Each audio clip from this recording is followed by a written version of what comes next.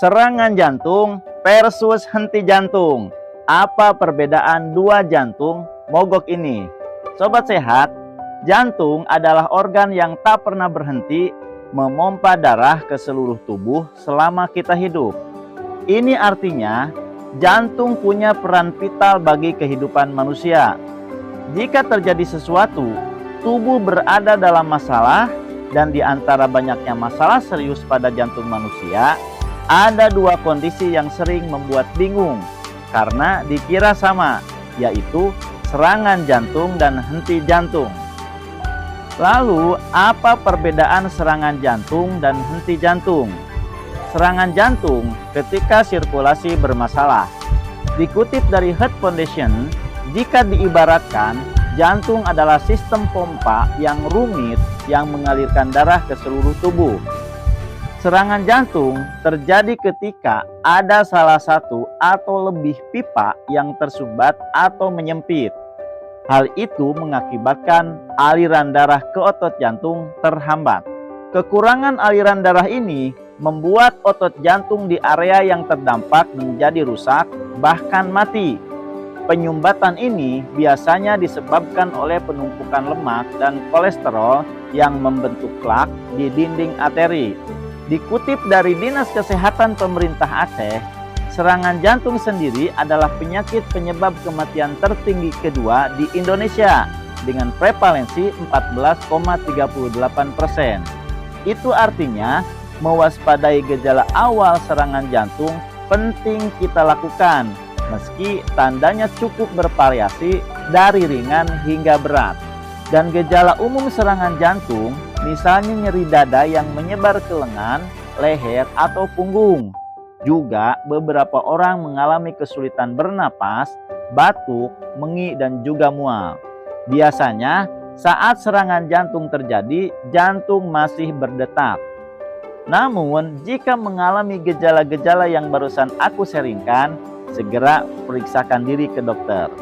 Nah, lalu henti jantung adalah masalah listrik jantung seperti namanya.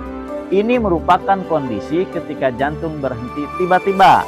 Henti jantung terjadi ketika sistem kelistrikan di jantung terganggu dan menyebabkan jantung berhenti berdetak.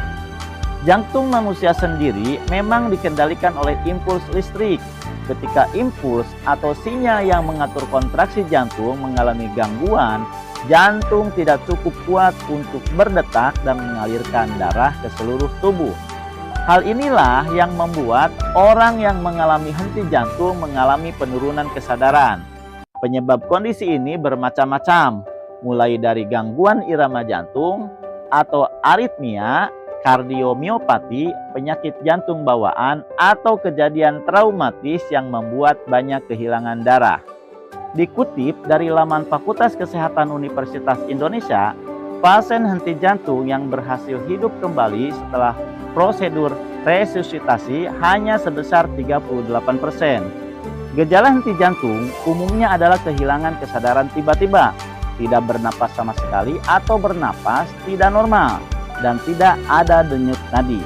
Dalam situasi ini, tindakan cepat penting dilakukan untuk menyelamatkan nyawa. Dikutip dari heart.org, meski berbeda, serangan jantung dan henti jantung punya hubungan yang erat.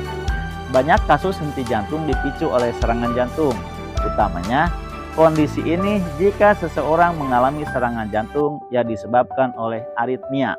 Itu artinya, jika seseorang mengalami serangan jantung dan tidak segera mendapatkan perawatan, mereka mungkin mengalami henti jantung.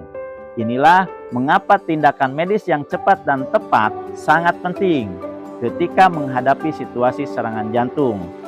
Langkah pencegahan meski tidak bisa 100% mencegah terjadinya serangan atau henti jantung, tapi kita bisa menurunkan resikonya.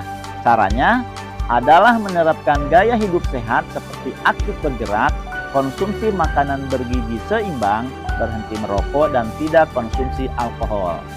Nah, demikian video konten terkait sharing artikel ini. Semoga bermanfaat dan sehat selalu. Terima kasih. Wassalamualaikum warahmatullahi wabarakatuh.